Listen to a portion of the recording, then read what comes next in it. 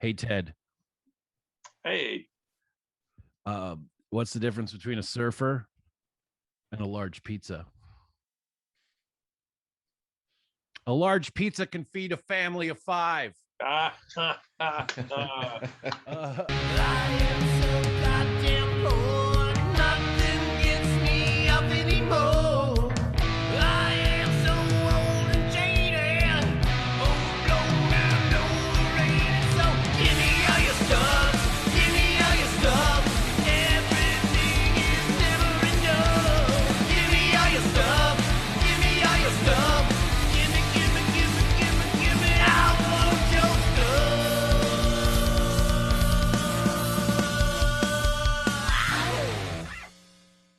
Welcome to the Pedalboard Podcast, the podcast where jaded gear junkies Jones for their next fix. We have a special guest today. We have Ted from Surfy Industries. Hi, Ted. How are you? I am doing well. How are you all doing? Pretty good. And then we as always, we have the co-hosted with the Mosta. We have Vince DeJoya of Vagabond Audio. He builds pedal boards, so if you need your pedal board built, talk to the man, or don't. Live your own life. Not great at advertising. You're really helping me out here. Yeah, you're welcome. You're welcome, Vince. I do what I can. So Ted, tell us a little bit about what you do at Surfy Industries. Well, me and Lindsay are Surfy Industries USA. So we actually have sort of a international cooperative corporation here. The inventor, creator, technical chief in charge is Bjorn Ishiden, and he lives in Sweden, in Stockholm. Oh, all right. And then Lorenzo Valdembrini, also known as Surfer Joe, world-renowned surf recording artist. He's sort of the Dick Dale to the Leo Fender of yeah the test man. Right. And then between Lorenzo and us, we kind of run the sort of business side, the distribution. He has Europe, the rest of the world. We have USA, Canada, and Mexico. But the four of us, actually all bounce ideas off of each other of ideas for new products. How do we market this? How do we solve this problem? So the four of us really work together. Even though Surfy Industries USA is a separate company, mostly set up for distribution, we've turned out to be like a team that works together on almost everything. That's awesome. Those Swedes, they're known for their surfing. Yes. Well, my entire, like, a good portion of my family is Scandinavian. My last name is Granoth, so I mean, like, it's like that's like the Smith of Sweden. So tell us a little bit about like the history of just to let our listeners kind of get an idea of like how your company came to be. Okay. Well, it started with Bjorn, and he was a big time surf music fan, and also also into building effects and electronics and all that. And especially in Europe, finding a original Fender tank or even a reissue Fender tank is not easy, especially now. But even in the past when they were more available, it's hard to do in this country. I mean, like, to get one that works is hard. It took me forever. Yeah, and then but there are tons of bands that want them in Europe, so that drives the price up even higher, and the competition to find them. So he came up with the idea of trying to make, well, it started with a kit, and to make an affordable replacement, basically next best thing to an original Fender tank. And the kit was a do-it-yourself kit. and it started very slowly and smally with within the surf community, and kind of testing on people who really knew what they were hearing and wanted to hear. And in 2015, Lorenzo hosts something called the Surfer Joe Summer Festival. He's hosted that for the past, 12 years or more, in Livorno, Italy, on the Mediterranean, like in this giant piazza outside. Sounds beautiful. There's like there were two stages: surf band, surf band, surf band, surf band. During the day, all night, after hours party. There was like a Ferris wheel, skateboarding, half pipe, seminars. And so one of the seminars, he invited Bjorn to sort of demo his reverb tank kit, a built one, and kind of like play it for the experts that were there. My band was one of the headlining bands, so I was there. What was your band? What was your band? I'll sidetrack you, but I must know. Pilgrims. Everything. You just blew my mind, dude. I literally have most of your guys' vinyl upstairs. No way. Well, yeah, dude, huge. I can't believe I did not put two and two together. Oh, dude, yeah, I'm a huge fan, like huge Excellent. fan. Yeah, I love Satan's Pilgrims. Thank you. Oh, wow, continue, please. Okay. So we were playing Saturday. We're the last band Saturday night, but we got there. We're like, trip to Italy, yes. So we got there quite a few days early. Went to, we were watching every band that was also playing the festival, partying, going crazy. And so I happened to see the seminar where Bjorn was introducing the SurfyBear. And I thought to myself, well, first I should say I am Satan's Pilgrims, but I'm also the drummer. I'm not one of the guitarists. I had played guitar for years and years, not as well as those guys, and they've helped me along over the years. But I play and I write songs, and I think through osmosis, I have absorbed their reverb knowledge and maybe a little of their technique. It's a deep, dark addiction, man. Like I've got it bad. Almost 30 years of Fender Showmans, like literally like right here and right here on either side of me at full blast while I'm playing. I'm familiar. It got beat into you pretty much. Like daddy's lessons, just beat right in there, dude. So I think the other guys were still sleeping or eating a giant Italian meal, but I was at the seminar and I thought, that's really good. That sounds amazing. And that was it. We went and played, and then we went and did a small tour of Europe after the festival. And a few months went by, and I was staying in touch with Lorenzo about other matters, band matters and stuff. And he was coming to the US a lot to play from Italy. And I was helping him answer some questions. And he mentioned that at that same festival, he had made the proposal to Bjorn to like, hey, let's take this to the next level. Let's start a small company. We can see what we can do. And that had like taken off a little bit until the point he was complaining about him being the only sort of person doing distribution. And if it was left up to me, I would have been like, oh, that's too bad, man. But the lovely Lindsay said, just ask him if he wants help in the US. I'm the sort of mail order for Satan's Pilgrims. I handle all that stuff, and we have our own label. Our last few releases were on our own SP Records, so I'm already like got the shipping table and the scales and the postage account and all that stuff already ready to go. So I said, hey, do you need some help? He said, that's exactly what I need. The shipping to the US is killing me. That's where most of a lot of the business is right now. So yes, let's do this. So that it's just sort of, we've gone step by step ever since in, making other pedals and new ideas and improving on the existing ones. Yeah, I actually really enjoy your guys' pedal line. I've already Blossom Point and the Surfy Trim. I'm mailing those. They're in the mail right now, heading over to Vince so he can get a taste. No, they are stellar products. Hey Vince, why don't you say something? Ask a question. Come on. Weigh in, man.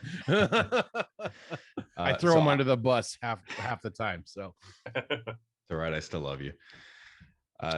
So one of the things I really wanted to know was what is the significance behind the name SurfyBear? Because obviously it's not your most common name. So like where did that come from? I wondered that at first too, and it's so simple, except if you don't know this, it isn't simple, but in Swedish, Bjorn, the name Bjorn, means bear. Okay. All right. So it's a little, that explains it. It was started as like a little vanity project name for Bjorn. He's like, I'll just call it Surfy Bear instead of Surfy Bjorn, and it stuck.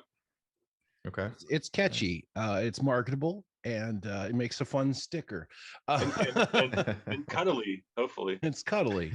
It's definitely a departure from Satan's Pilgrims, which I still venture to say is the best surf band name I've ever heard.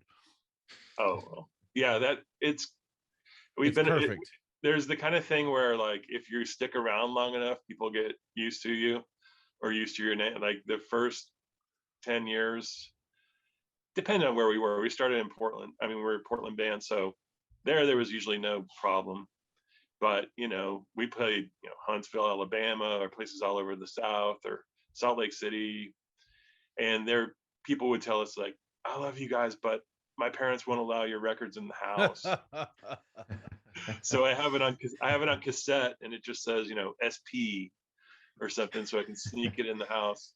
But we are completely like, when we started, we were doing a lot of like fuzz instrumentals too. So we thought like Hell's Angels, Satan's Pilgrims, like a biker thing, but also we're the most like unthreatening, like we're a total joke, so it was tongue in cheek. But anyway, here we are, it stuck. By the time we wanted to change it, it was too late. Yeah, that's how the best band names come around, though. It's definitely a departure from like a surf band name. Like it's definitely a departure from what you would normally get. Well, but also when we were starting, we were like freaking out. So you're in Oregon or Washington, right? I'm in Vancouver, so yeah, I'm basically a suburb of Portland. Yeah. So I don't know, I don't want to go too far into this, but when we did our first cassette release, the very first thing we did when we started, we took it to a place on Sandy Boulevard that did cassette duplicating, which is no longer there. And we dropped it off, and it had our name on it. And the older guy who did it for us, after it was done, he said, "Hey, this is crazy. I was in a surf band in the 60s, and we were called the Satans. And then now, did you know about us? And we're like, no. And they were from McMinnville, Oregon, and they recorded a single that had never been released. And so one of our record companies, That's Just Records, we told him about it. So he released in the 90s the Satan's 45, which is awesome, totally great. And also we were finding all these old records like Devil Surfer. There were all kinds of like devil, references in early surf music, because it does have that kind of menacing, or can have that kind of menacing sound, along with being really pretty. So we didn't think it was that far of a stretch, but to most people, they think you should be like the Something Surfers, and that would be your name. Oh yeah, yeah. I know Jason Lee and the Riptides. That's a cool name too. I always said the RIP Tides. I always thought that was really cool. Okay, so now we're going to cut down to the nitty gritty. I have a question for you. You're a drummer, but you play guitar. Yes, we've discussed this. You play guitar. If I was to ask you point blank right now, how many Surfy Industries pedals do you have on your pedal board? What would that answer be? Well, I am. Or is this Vince? Is it for Vince? No, No, this for it's you. For you. Um, It's just for you. I, along with my bandmates, am a traditionalist, so I do not have a pedal board. Fair answer. Nice. Okay. Way to sidestep that. The usual thing is reverb into reverb into amp. I'm sorry, reverb straight into amp. That's like your basic surf setup. The tremolo, if you had an old, brown or blackface Showman, your tremolo is included. But if you don't have it, then I would, have that too. I like a little delay. My surf rig was always like a Fender Tank, whatever guitar I had. It could be literally anything. I've got some old Supros. I like to use the Rezo glass guitar. It sounded cool. Tank right into the amp, and I never really played with anything else. But then I managed to get my grubby little mitts on a Space Echo. Oh yeah. And then I use that now because the reverb in that is fantastic. The echo in that is fantastic. Gives me a little bit more luscious sound. We have a sax player too, so I gotta kind of like lay back sometimes. You know what I mean? I can't be stepping on the sax player. Right. But most of my personal playing is doing demos where my part will be recorded over by another guitarist in the band. It's just like, here's my song idea. So I don't have I don't need to like live or worry about any of that stuff. Do you ever get a stay in your lane drummer? What's that? Do you ever get like a stay in your lane drummer? Like, no, I'm surprised I don't, because they're actually songs supposed to be good. Yeah, I mean, they since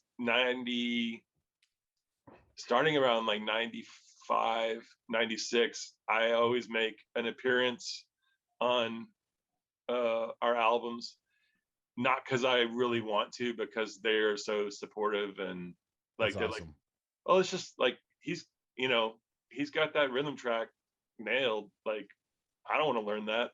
Let's just I'll learn it later when we have to figure out how to play it live. But it's let's just leave them in there. Like, so I'm sort of the Easter egg, guy on the records. That's awesome. So that's great. And then, I'm selling all these records for these guys, so they can try to stay in your lane, but I'll be like, you want your cut? well, listen, get boy. Like, one of the things I've noticed on like just surfing around. Sorry for the pun. That was unintentional. Sure it was. On your website, I've just noticed that there's a lot of stuff that's sold out right now. And my question is, which I've asked a lot of different pedal makers or builders or companies, is that because of like a COVID production issue, or is the demand increased, or just both? Both. And we are also in sort of mostly from the demand, but we are like in a transition now of getting to that next point to have everything back in stock, and hopefully we'll be back mid to late July, we're hoping. But we get stuff piecemeal, like, okay, we were able to get so many of a certain thing in, but then they go so fast, and people are like, I checked the website, it said sold out, then I heard you had them back.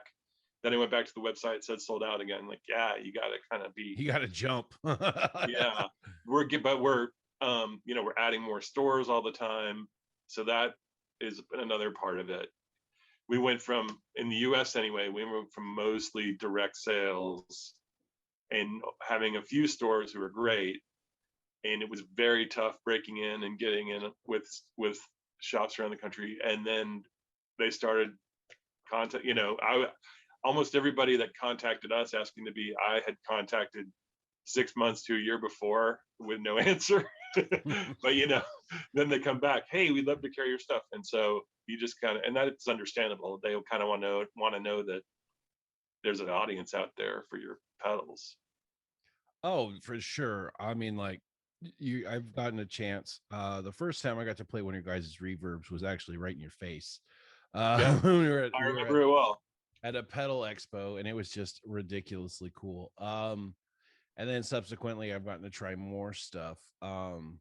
Definitely got a SurfyBear reverb in my future, just because I have a bunch of reverb tanks. I love them. I've got 2 Fender reverb tanks. I've got an old one and a reissue, because the old ones just break down all the time. It's a constant litany of maintenance. Especially when you kick them. They don't do that, but that's half the fun, man. You don't get the surf tank explosion. I mean, what's the point of having the physical? Oh yeah, And I like the fact that you guys make them flat, and you make them, and also like the really things that as someone that really loves classic Fender amps and is kind of a aesthetic snob. I'm a little bit of an aesthetic snob. Vince over here is also an aesthetic Very much snob. so. I have a lot of brown face Fender stuff, and I love the fact that I could like literally pair that with a matching reverb tank. And you could do blonde. You guys do the blonde ones. I've seen the blonde ones, the black ones, the tan ones, the tweed ones. Yeah, very limited edition tweed. Yeah, because I've been rocking the basements for a little bit now, because I kind of switched over to basements. I just like the simplicity of it. I think the less is more kind of thing when it comes to those kind of tones. Obviously I have a pedal board for my rock band that you would totally be completely different. I'd be 180. I'd be like, I need this stuff. like everything here is needed to some degree. I swear. Yeah, I need it bad. All right. Another question. Are you ready? Okay. I'm ready. Doesn't really matter. What is your favorite Limp Bizkit album? And why is it $3 Bill Y'all when you know significant other has the better cuts? Explain yourself, sir. Sorry.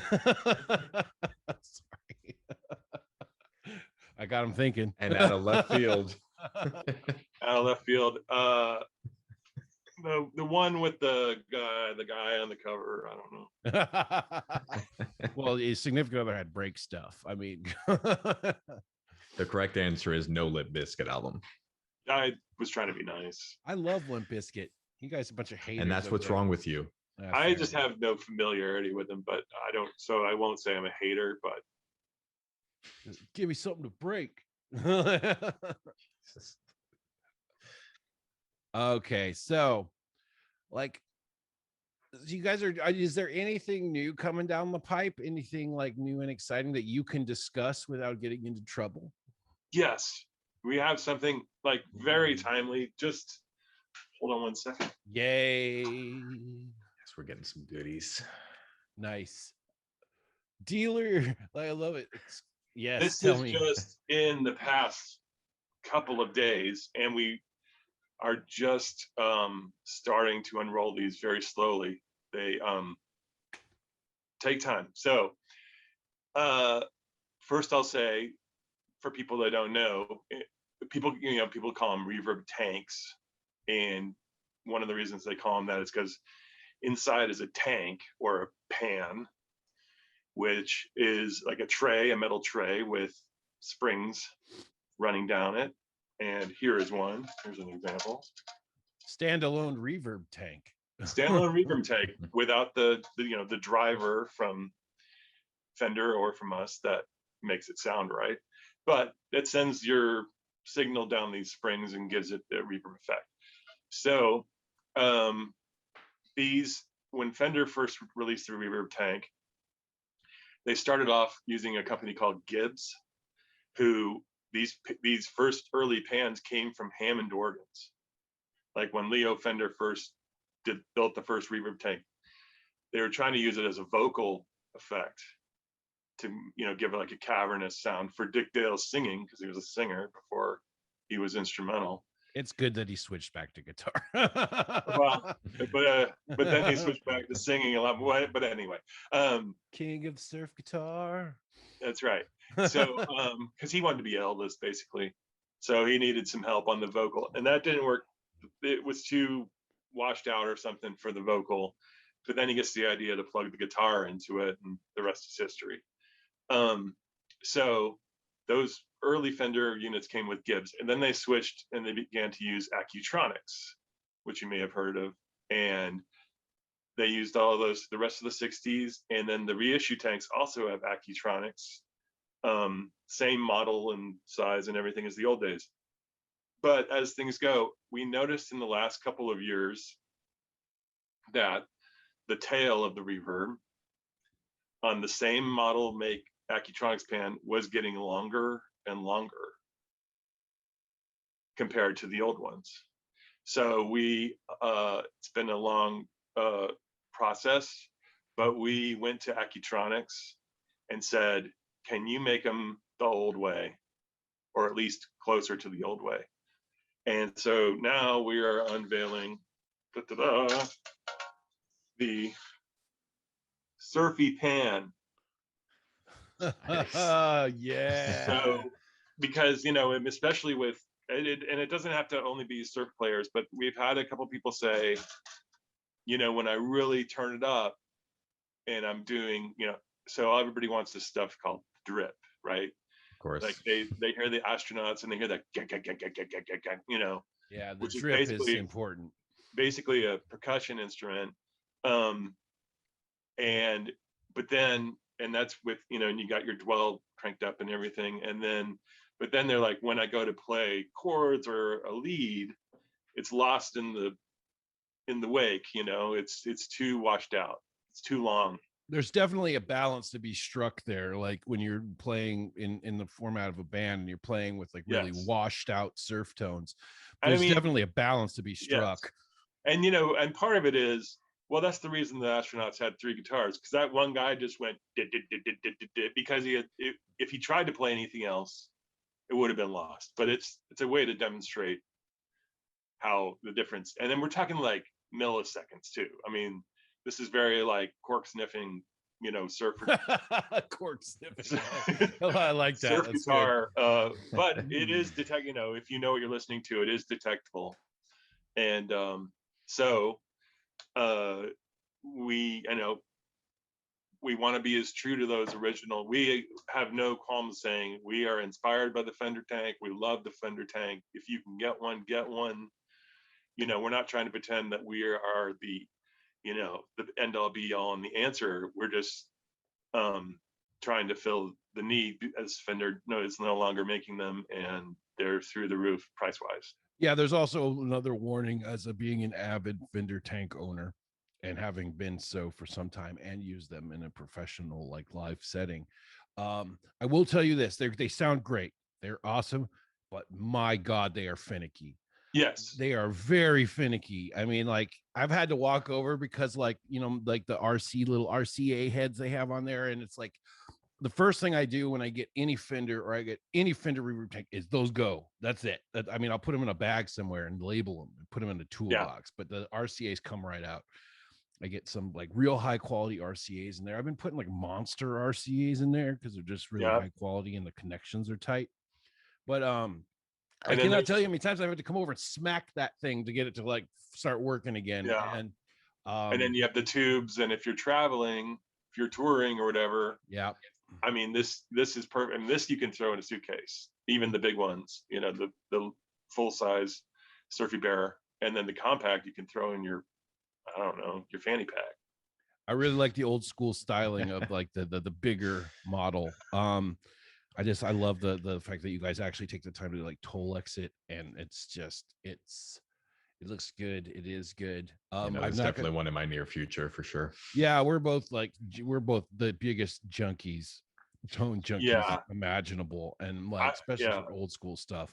And the Tolex model, I gotta say, if you're looking for, I mean, that's the closest. That's it's not true bypass, so it darkens the sound. It gives it that little bit of a push into the amp, you know, a little compression. And the true bypass models are good too, but if you want that like real surf thing, especially now with the new Surfy Pan, the classic with the Surfy Pan that's the key. That's the one if you're searching for that When did those finished. come out? When do those for sale for the we can get our So grubby mitts on them? we have the classic, which is the one I was just describing, the Tolex one. We have the first batch with the Surfy Pan inside that just arrived like literally yesterday. And so we're going to be going live with them, I think, on our website, maybe even later tonight. And they're limited. I mean, getting a giant company like Accutronics to make custom pans for you, Like eventually it's it'll moving catch up. mountains. It'll eventually, it should catch up, but right now we're kind of like, they're rolling them out to us as fast, so it's going to be kind of, you know, touch and go. But like I said, hopefully late July, we'll have as many as anybody needs and be able to sell just these pans separately.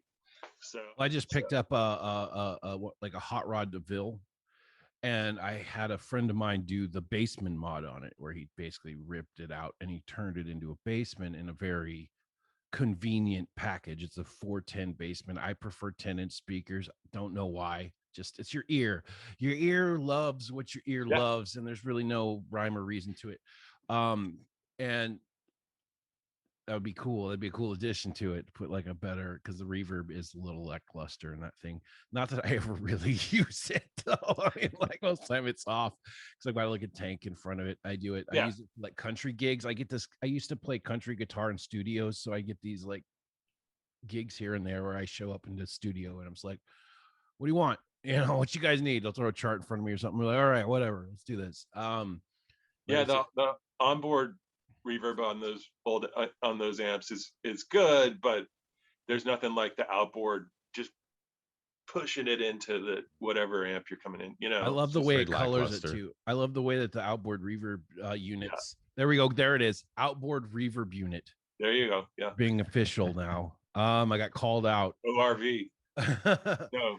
So ORU. it does color your tone a lot, and for me, I find it to be a very pleasing coloration.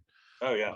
Especially if I'm going to get my I did a brief stint in a Creedence Clearwater tribute band. I sing like did white. too. Nice. I sing like I'm a gravelly vocalist. I've always been just pure gravel. So like doing like John Fogerty stuff it's well within, like Wilson Pickett, well with Tom Waits, to the point of Tom Waits, is well within my wheelhouse. So I get a lot of gigs that, and then it's like, oh, you play guitar too? It's just like double whammy. Yeah. Padding out that resume. Gotta stay busy, yo. So yeah, it's super great to kind of get some insight onto especially what's coming from you guys, because it's like I remember when I first heard about SurfyBear, it was like a little drop, right? And then like it was like a bucket got dumped, and then now it's like it's starting to be a downpour, and I'm just starting to see you guys more and more like pop up on stuff. Of course, I can't really trust that too much because the internet algorithms are definitely tracking. I mean, I've said stuff and it showed up on my phone like 2 Oh months yeah, ago. yeah, sure. But no, I'm just seeing you guys splash around a lot more, and I'm hearing a lot more about like people are catching on. And obviously, looking at your website where everything's sold out, it's obviously like, okay, I figured it was you guys are just getting more popular and things are just selling faster. I know that guitar sales like increased like 25% over COVID. Yeah. No, we've had Everyone's on back order right now. yeah. Yeah, I was And the COVID, I mean, the COVID was part of it too, especially because, you know, we get our stuff from Europe and some of it gets transported around Europe, and they had, not so much now, but around, you know, December, the winter and everything, even for like a truck to come through to deliver something, if they came to a border, it's like tons of, you know, temperature checks, and they cut down the amount of trucks that go through a day, and they really like locked down the transport as well. Like we had locked down, you know, we had stuff shut down here somewhat, but those trucks were still out on the highway. You know, Amazon was going crazy, but that all just slowed it down too. I was working at a music store when COVID hit. And yeah, you definitely noticed a drop off in every single thing, but we couldn't keep guitars or pedals or anything on the shelves. to the point where it got like just pretty much it was a barren wasteland over there. So this was a couple of lights, like spiders, and like a Yamaha electric guitar. No, you just couldn't get anything. Subsequently have left that job on good terms. I kind of moved on to my own career. Finally got my stuff rolling enough that I don't have to like work a job. Nice. Yeah. Well, I started just because we know each other, I'll tell you this, and the people can know too. I don't really care. I started a nonprofit with a friend, and we're like that's full on now. So that's basically what I do Wow. every day. That's excellent. No, I mean, I used to have this day job career, and I was doing both at the same time. And then when COVID hit, that line of work there was absolutely, I won't say absolutely, but there was nothing going on with it. Like everything just shut down because I worked in the courts system, and most state courts and federal courts were not having. They're still having like criminal trials and some things, but the kind of stuff I would work on, and I'm not an attorney. I'm basically all my court dates got pushed back, so I'm basically I'm basically like a roadie techie for court because now it's all like you got presentations, videos. Oh yeah, graphics, it's all that stuff. So that's what I was doing, and that just dropped off. And we'd already started Surfy, and it's just like good. One of the best fortune that could have happened to us, you know, like in like a fortune cookie kind of way. Like good luck that this happened because we've survived and it's still growing. And then I don't know if I'm going back to that other. I mean, I'd rather make less and have way less stress and be involved in music. I mean, this is just like a dream. I'm like, I play guitar every day. Like, oh shit, we had, Lindsay will be like, yeah, we got, we need to test, 25 of these pedals. I'm like, cool, all right. Oh no. Twist my arm. Twist my arm. And then she's like, stop writing a song and move on to the next, because I'm like 20 minutes on the same one, and it's like, okay, I'll pick up where I was on the next one. When our other co-host, Brandon Schock, builds a pedal, I'm often the guinea pig for said pedal. And one of the things that we kind of, I wouldn't call it beef on, but definitely is like, I get a little mildly annoyed and I like call him on it, is I'll be playing this pedal that he builds and it's magical. And it's just, we're both excited, but I'll start getting into like, I'll set it in a certain way and I'll start being like, oh yeah, and I'll start kind of like rolling with this sound. But he's so excited to show me everything that it does that he'll like start tweaking it while I'm playing. Uh-huh. It's like, dude, you're blowing it. You're blowing it. I'm working here. Songs are like fish. You got to be real quiet if you want to catch the big ones. You know what I mean? So it's like I'm working here. I got an idea. So like I definitely get that, for sure, like that impulse. But like for COVID, for me, I thought it as an opportunity.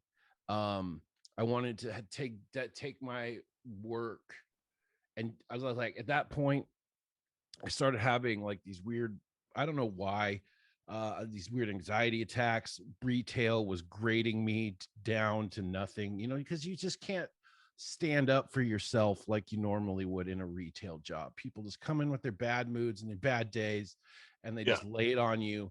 And you can't fight back. You're basically just laying there kicking. And there's like, I am not wired for that. Like if I say if I'm standing in a line and I see someone cutting that line, it physically hurts me to not confront them about it. Like inside, it physically like hurts something. So it was just grinding me down. And I was like, you know what? I got skills outside of this. I've got other things I'm working on. I'm going to take this time, this free paid time, and I'm going to just launch it at something that I wanted to do. I'd done 2 reviews on the internet before I got picked up by PBOD. I did 2 reviews and they're just like, dude, you're cool. You're fun. That's exciting. Come do this. So I started doing that a lot. And then, just doing the nonprofit. The nonprofit took off. There's a lot of people out there need help. And yeah, that's great. Full time now. You got to just kind of, I love that. Like you're not the first person I've talked to that like used that time well. Like, yeah. it was like a free shot. You know what I mean? Like it's like a free throw. Like, you know, you just take it, make that free throw. Yeah, for sure. So Vince, you got more questions? I do have two questions. Yes. Yes.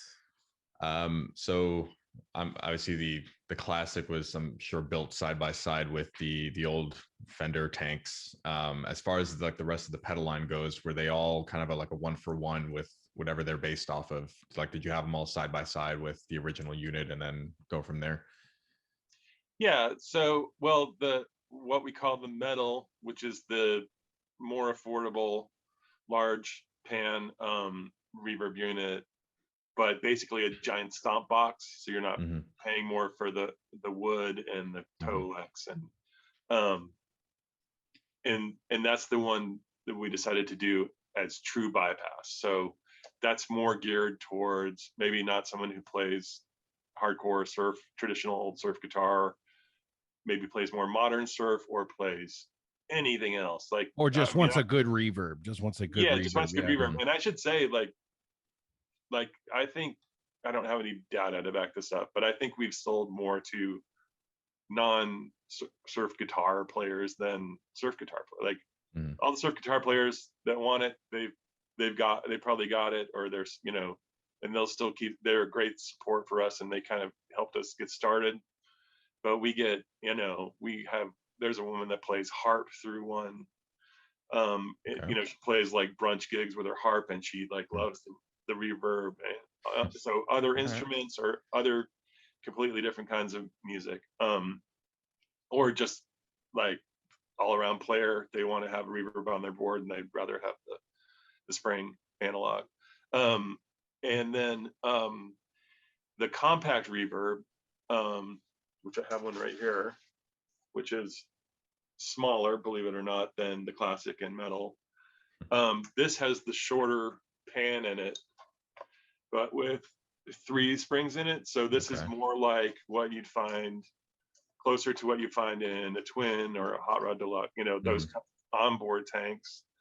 So you can get, because a lot of people want that sound. They don't always want just like full, you know, Dick Dale reverb. You might want to play more like the Ventures or the Shadows, or something with much, you know, lighter, even just a tad, or just not have the big spring sound. But so it's still based on the original Fender tank. And then Bjorn had the bright idea of, or brilliant idea, I should say, of adding a decay knob. So you can take it from the sort of smaller tank reverb sound, and then, but the more you turn that up, the more you can approach sounding like the classic or the metal. So this is like the most versatile one, and, you know, most pedalboard friendly. I know a lot of people probably are like, that's still huge, but it's as small as we can. It's worth it for a good spring reverb. You got to have room for the springs. And so, and that one also features 2 mixes. So you can, you know, if you're like switching to rhythm or something, you can just stomp on it and have much less while you strum along, and then hit it again when you're ready to rip. Yeah, and then the tremolo, the Surfy Trem, is based on the onboard tremolos of both the brown face Fender amplifiers and the black face. You get both of those in one pedal. I mentioned that in the recent review that I did of that, is the fact that it's basically, I mean, like, it's even got the light that flashes. I mean, like, you guys did pretty much nail the brown face black face difference. And you could even I mentioned this as well, is that you could drift into silver face reverb, because I don't see a very big distinction between brown face reverb and silver face reverb. They both have like a very dark kind of quality to them, where the repeats aren't as succinct to say like a black face. A black face has very clean repeats, and then it gets murkier, which I actually prefer the murkier reverb. I always said sound soggy, or it was swampy. Most of my family is from Louisiana, and like my dad's like a Cajun jazz musician, and like, you know, like, so I'm just steeped in like this kind of swampy, you can, murky yeah, reverb. you can go all pop staples and all that with it. Yeah, it's just it's you guys definitely nailed that. Like I'm very interested to hear the vibe. What is that? Tell us a little bit more about the vibe. So the vibe, the Surfy vibe is a vibrato pedal based on the Magnetone 280 amplifier. Nice. The mono channel of it. It's kind of similar to the Surfy trem in that instead of brown face to black face, you go sweeping, it's called, or just straight vibrato. And the sweeping is kind of like, it's almost like a chorus phaser. Sometimes it even sounds like a Leslie speaker, even though there's nothing's rotating, but except in the modulation of, so again, like total Louisiana, like swamp pop, whatever, just like, from like sounds like it's from outer space and like old and bluesy at the same time, that, Bo, you can get like a good Bo Diddley thing going with it, or Buddy Holly used that amplifier too. So, or you can, get totally far out on it, like, so it's not only like just like 50s sounding. It can, I think, Vince, have you tried it yet? I did, yeah. When you sent it to me, I played around with it for about, I don't know, 2 hours, and I just kind of got lost in it. It was so much fun to play. Just the different sounds you get out of it, especially the sweeping mode. Excuse me. Yeah, we were just sitting there playing like arpeggios and whatnot, and just having a really good time with it. Excellent. Yeah. And then the Blossom Point is of course completely based on that that getting that brown face sound into a non-brown face amplifier. That pedal took me a while. It took me a while to just kind of understand what it could really do.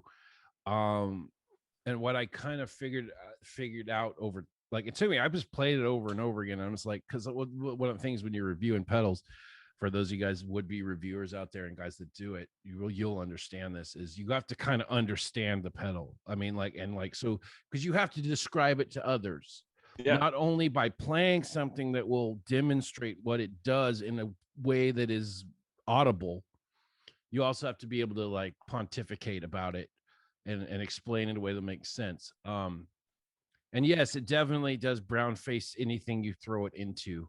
But it's not an effect per se. No, it's not. And it's more of, I looked at it like this, just to simplify it for my brain, was it's a pickup attenuator. Like you can attenuate the input of your pickups and how that impacts the front end of your amplifier. So, because I don't play with the same guitar every night. You know what I mean? Like I'm gonna do like variety. I could buy a guitar that day and I'll take it and play it at a gig just because it's fun to me. It's like this is different. It's a different tool, but all pickup outputs are different and they are not created equal by any means. And it was really just as a side point, just in case you're just like not wondering, like a brown face, just a sound. I mean, that's basically what this thing is a very nice, very warm sounding pickup attenuator that allows you to take the different output from your pickups and adjust how they smack into the front end of your amp. And, so if you have to walk up to a different amp every night, that could be very handy. Exactly. I mean, that's how it was developed. I mean, I would say it's a little more than just a pickup attenuator, but yeah, this was developed when Lorenzo Surfer Joe was touring in Japan, and he plays traditional surf, and he had his SurfyBear reverb with him, but he's in Japan, so he's relying on the other bands he's playing with for a backline, or a club for a backline. And there, I don't know if you're familiar with eleki, or the Japanese form of instrumental, which is similar to surf music, but it's really based on the fact that the Ventures were like the biggest group ever in Japan. And all of these Japanese bands loved the Ventures, took what the Ventures were doing, which is not a heavy reverb at all, or it's mostly no. dry, completely dry, right? Even though people always think of them as a surf band, and just this loud, clean, just ripping sound, and but at the same time, and they can achieve this with Roland amplifiers, which are Japanese amplifiers and really easy to get there. So all these guys are playing through Rolands, which is about pretty chill. I mean, cold. Yeah, are we talking like JC stuff, like Yeah, JC 120s right. and stuff? Okay. Yeah. So that's when, and Lorenzo was like, the SurfyBear actually warms these up a little bit because he had a classic with him. Mhm. So that dark, he's like, but if I could just have a brown face sound portable enough that the next time I go back, I just go from that. I think that Roland would sound amazing. And it did, and it worked. He did, there's videos of him. I think there's one on our website of him playing live in Japan. And if you didn't know it was a Roland, you would just assume it was, an old Fender. So is it more of a brown face preamp sort of thing then? Yeah, it's like a preamp. It's an amplifier enhancer. Mm-hmm. It just gives you, I mean, it because so combined with the reverb, the name comes from Dick Dale. He called the Blossom Point sort of that tube compression right before distortion, and that's kind of like the Dick Dale sound, like, because it he doesn't sound exactly like a lot of other surf bands. Like he's got a little grit, and I just that kind of bigness that some of the other bands didn't have. And I think that's what he was working with there, which is like the presence knob on a brown face amplifier. And so the reverb combined with that, you get, I mean, he called it the Blossom Point because it just kind of goes, Mm-hmm. and so it has he just takes that. It's not as other people mistakenly call it an EQ pedal, but it just, because it sounds like it gets bassier, but it's really just getting like bigger.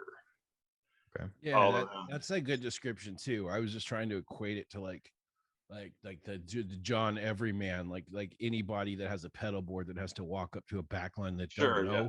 This would be a handy thing to have. I mean, like, and that part about the attenuators is an important thing, because if everybody in the world played a Jaguar or a Stratocaster, that'd be one thing, but you put a Mosrite into it, it's going to be just those pickups will need to be kind of taken down a little bit for the brown face effect to come through.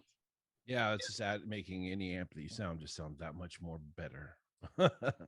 Before I forget, let us do our sound toys of the week. Paddle time, do do do do do. Paddle time, brought from me to you.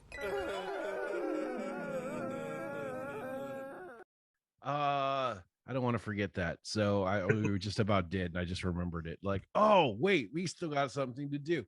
So you, Ted, you are our guest. We will allow you to present your sound toy first. What is your sound toy of the week? Sound toy of the week. Well, as I said, I don't have the largest collection or giant pedal board of my own, but my son, who's 15, also plays guitar way better than I do, and he's also got great taste. He loves not because he doesn't really like surf music that much, but he loves British Invasion and loves like 60s stuff. So I have enjoyed playing his that I got him for Christmas that he wanted really bad. Satisfaction Fuzz pedal by Electro Harmonics. Oh yeah, dude, that's a good pedal. Though I've heard good things. Yeah. Yeah, well, Very EHX. cool. I mean, they're the best. I've said this before on this podcast that they're the best bang for buck.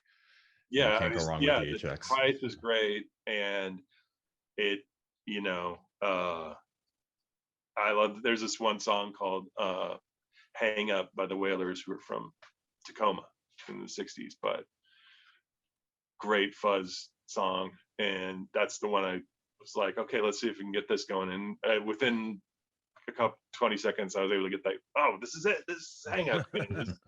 So it's really easy to use, and I like it. Nice. Vince, what you got for us this week on your sound toy of the week? Just kind of staying true to what we got going on here, the Flint tremolo and reverb.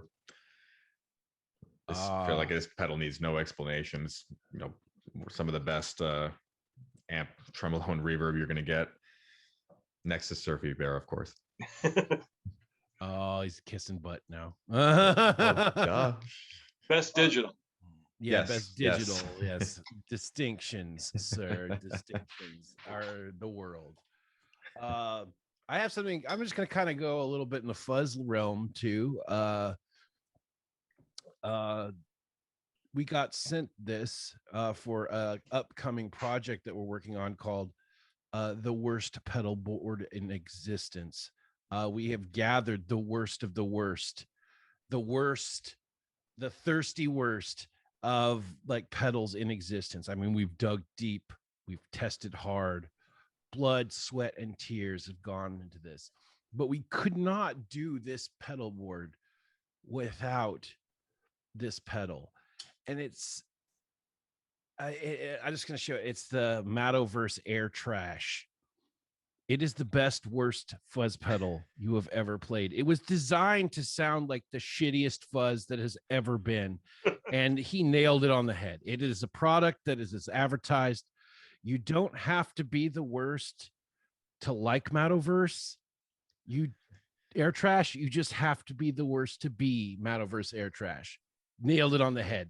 It's like the perfect gnarly fuzz you've ever heard. It's if you want to sound like garbage, you want to sound like trash, Mattoverse Air Trash. He didn't even pay me to do this. I just love this guy's weird, crazy stuff. He nailed it. So that's my sound of the week, Mattoverse Air Trash. It's been a wild ride with that pedal. Putting this thing through any amplifier makes it sound like garbage instantaneously. So indie rock bands, indie rock, garage rock, I'm coming for you with this thing. And it's going to be the worst thing you ever heard. Your ears will never recover. And you're just going to have to deal with that. But that or the Metal Zone. Oh, God. I rip on the Metal Zone. In fact, I've made an internet career out of ripping on the Metal Zone. Okay, so I got a couple more questions here to just kind of cap this off. What is actually, we're going to just do a round table here. We'll start with you, Ted, since you are a guest and we are polite. What is your go-to karaoke jam? It's been a long time. Islands in the Stream. Nice. As a duet. Nice. Drag someone else in on it. Vince, what's your karaoke jam? Do you karaoke, Vince? I haven't since I'm like 12 or 13. Yeah, it's been a long time. I've been out of the game for a while. Well, what was your jam? Like if you had to, like someone said, put a gun to your head right now, I'm like, go sing a karaoke song. Shit. Honestly, I couldn't even tell you. He's fun. He's I'm hopping out. I'll come in and save you. Mine would be The Gambler. I like that one a lot. Right now, when it comes on the time, I know when to hold them. So we both had Kenny Rogers. Yeah, Kenny Rogers, man. It's a good time. I had Kenny and Dolly, and you had Kenny. Come on, Vince. How about a Kenny Rogers song? Do you know a Kenny Rogers song? Yeah, not happening now. I should have worn my Kenny Rogers t-shirt. I've got a Kenny Rogers t-shirt upstairs. I also got some chicken. I also have a weird piece of wood art with Kenny Rogers' face like macrame across the front of it. I just got this new studio and we're like, I'm slowly but surely like decorating it. Like I was painting the wall the other day. It says Death and Rainbows.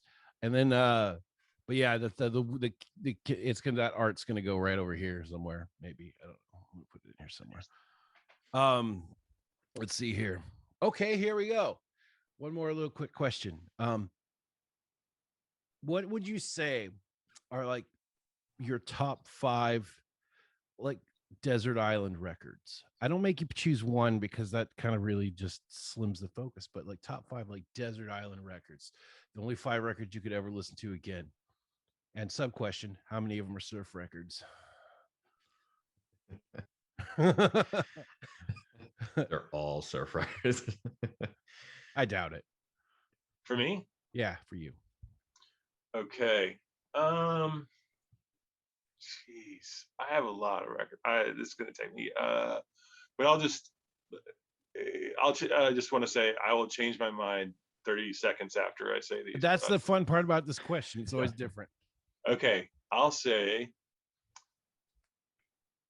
The Who Sell Out. Big Surf by the Sentinels. Surf record number 1.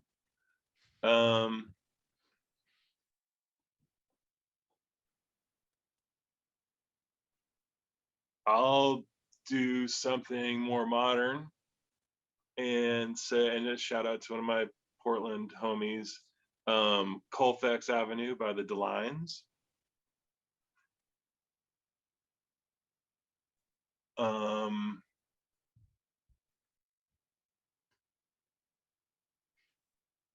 The Howlin' Wolf record called Howlin' Wolf with the rocking chair on the cover. Yeah. And Howlin' Wolf's the man. I'm a Screaming Jay Hawkins fan myself. Oh yeah, that's where we got the capes. Oh god, awesome. Them and the Count 5. And yeah, I'll say like I gotta get some garage in there too.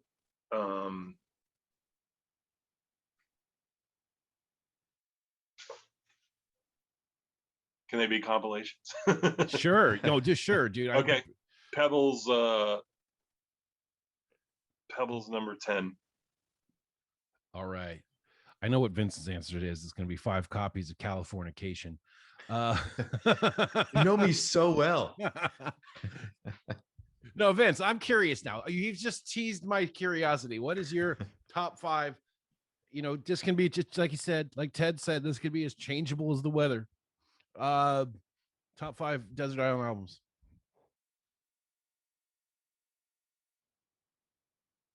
Uh-oh, I think you froze. There he is. I can't hear. Can you hear him? Vince, your audio cut out, buddy. God damn it. He said Kenny Rogers the Gambler. Hey, Kenny Rogers the Gambler.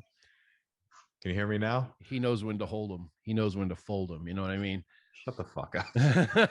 All right. Which top 5 albums? We can hear you now. All right. Coheed and Cambria and Keeping Secrets. I could have guessed that actually. Frusciante's Empyrean. Arctic Monkeys, AM. Chili Peppers, By the Way. And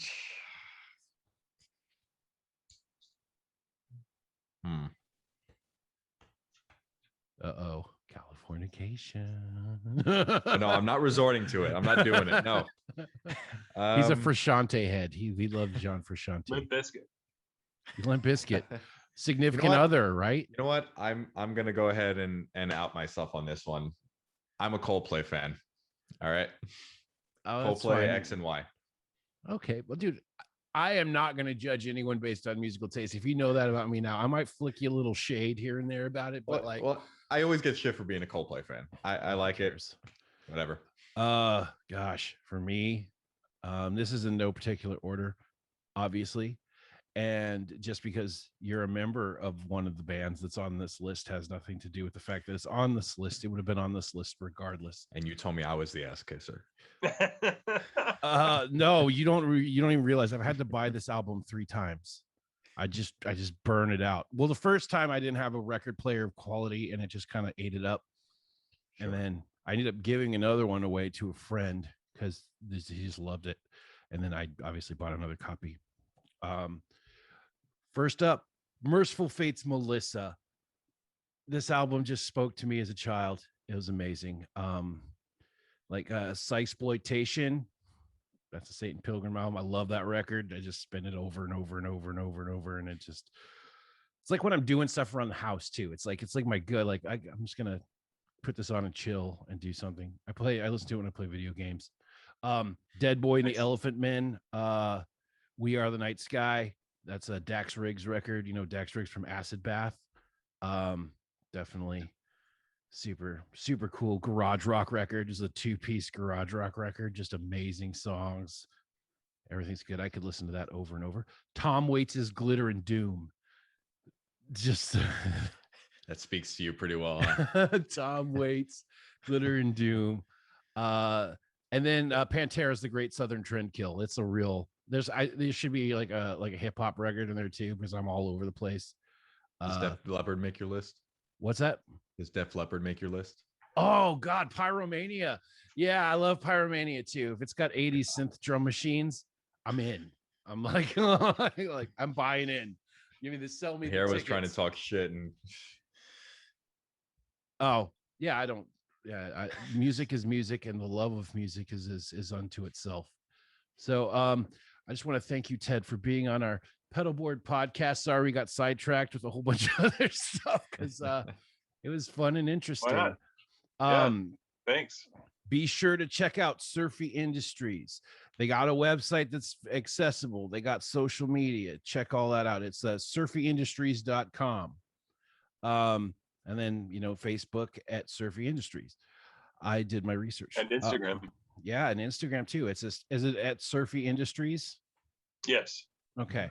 Yeah, dude, check it out. Check out their pedals, man. Their pedals are, if you want like the vintage vibe, I mean, it's just slathered and dipped and sauteed and marinated in it. Jerky. So it's jerky. It's vintage jerky. I guess it doesn't sound great. Vince, you're fired from the metaphor department. I said drippy, not jerky. Oh, that's fair. Get your shit together, God.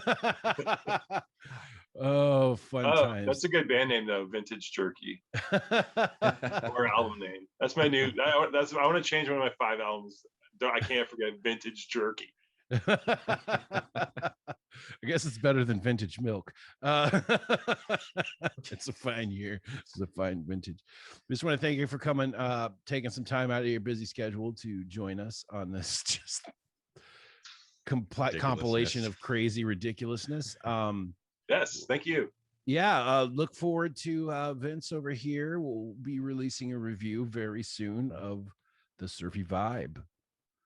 Keep an eye out for that. I've also sent Vince all of my Surfy pedals. You probably see some stuff coming. A consolidation sort of thing. Yeah, it's going to be great, and we look forward to hearing more from you guys. And just remember, as always, be fantastic always, and try not to lick a bag of suck. We'll see you guys later. I am so